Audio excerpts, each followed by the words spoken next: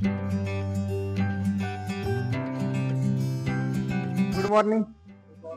आता आपला थॉट है, गिरने का डर सिर्फ वही रहता है जहाँ खड़े होने का साहस नहीं होता। प्रत्येकाच्या आयुष्यात कुठं ना कुठं घडलेली गोष्ट असते। याच्या लगतच तुम्हाला एक उदाहरण देतो। सर्वांनाच माहिती असेल सावित्रीबाई फुले, त्यांचं एक मेजोजीवचं उदाहरण आहे। त्यांनी पुण्यात पहिली मुलींसाठी शाळा काढली। ज्यावेळेस ते शाळा चालू केली त्यावेळेस त्यांच्यावरती खूप अत्याचार झाले, म्हणजे शेण फेकलं गेलं, त्यांना समाजातून बहिष्कार टाकला गेला। तरी देखील त्यांनी त्यांचं उद्दिष्ट सोडलं नाही। त्यांचं ध्येय फिक्स होतं की मी मुलींना शिकवणारच। त्यांनी देखील तसंच की गिरने का डर वही सिर्फ वही हो रहता है जहाँ खड़े होने का साहस नहीं रहता।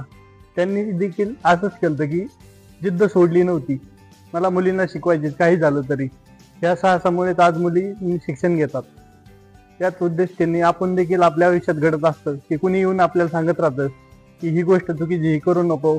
तसं आपल्या मनाला वाटत असेल तर फिक्स ठेवलं तर नवीन जर आपण डेव्हलपमेंट, समजा एखादं कंपनी असेल त्याच्यामध्ये एम्प्लॉयमेंट असतात की पाय खेचण्याचा प्रयत्न करत असतात की आपल्यापेक्षा वरचढ नको व्हायला।